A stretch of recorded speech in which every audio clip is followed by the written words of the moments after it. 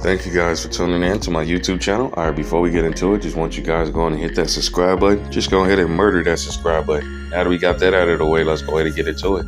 So basically, I want to talk to you guys is about, can Luka Dončić and Kyrie Irving coexist on the same team?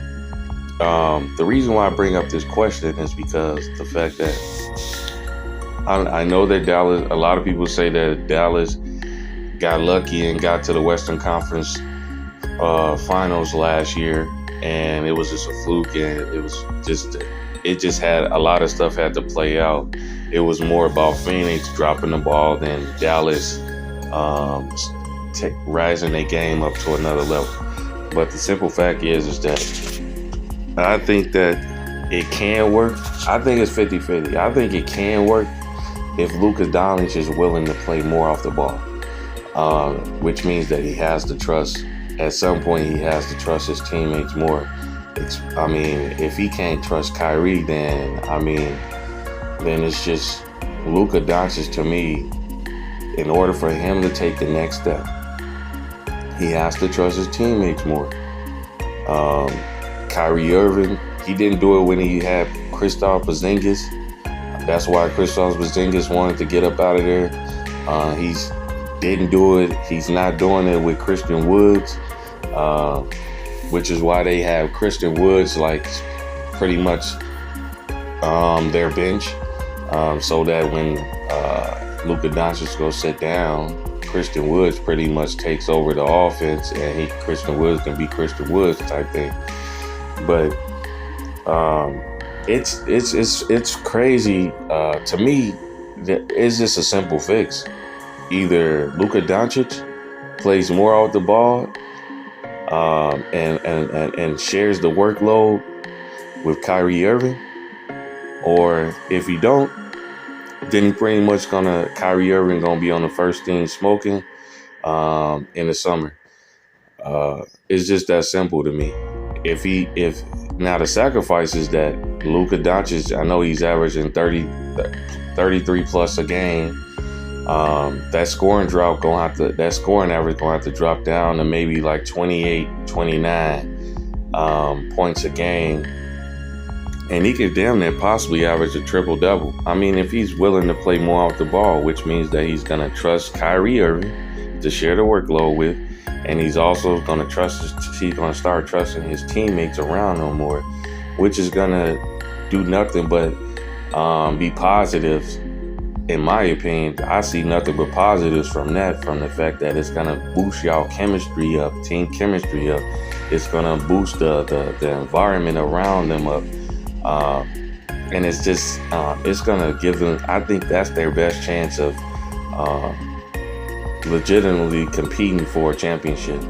If they don't, then it's just going to be James Harden 2.0. James Harden, like what I say, James Harden 2.0 is the simple fact that when James Harden was playing in Houston, you see what James Harden was doing in Houston, doing all that ISO ball. He was so ball dominant. Yeah, his stats, he was getting all the numbers and all that stuff, but it wasn't conducing into team success championship wise. They didn't get to the finals. They was underachieving against a lot of teams because it was a lot easier to key on just one player that's just ball dominant, and he's not willing to get his teammates more involved and getting your teammates involved when it's like 5 seconds left on the shot clock, bro. Is not an effective way to win basketball games, especially in the playoffs. This is why smarter teams beat Luka Dončić, because of the fact that they allow Luka to get off because he's so ball dominant. He don't trust his teammates. Now you could argue the fact that he hasn't had anybody as good as Kyrie Irving on the team to fully trust. Now it goes to y'all question is if you don't trust Kyrie, then who in the NBA is worth him trusting? You know what I'm saying? Kyrie just up there. He's just as good as anybody in the NBA offensively.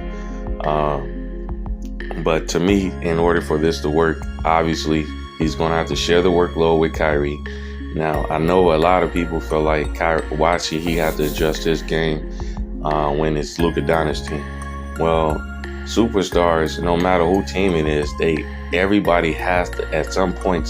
If your ultimate goal is to win the championship, everybody on the team has to, even the superstars, has to adjust their game to it just a little bit, tweak it just a little bit to get them, and most of the time that's just enough. That's good enough to get them over the hump and ultimately into the NBA Finals and who knows, possibly winning it all. But that's gonna give them the best chance of legitimately competing for an NBA championship if Luka's willing to play off the ball. Now, Kyrie Irving, we all know that he can play off the ball. We seen him do it with LeBron. We seen him do it with Kevin Durant. It didn't work out, but obviously it worked out with LeBron. They got the chip. Injuries caught up with Brooklyn. This is why they couldn't get it done, so they end up imploding. But at the end of the day, in order for Luka Dončić and Kyrie to coexist together on the same court, Luka's gonna have to be willing to play off the ball and be effective, not just sitting in the corner and letting Kyrie Irving go to work and do his own little thing. But at the end of the day, let me know what you guys think. Can these two guys coexist on the same team? Drop your comments in the comment section. Hit that thumbs up button. Subscribe to the channel if you haven't. I'm out.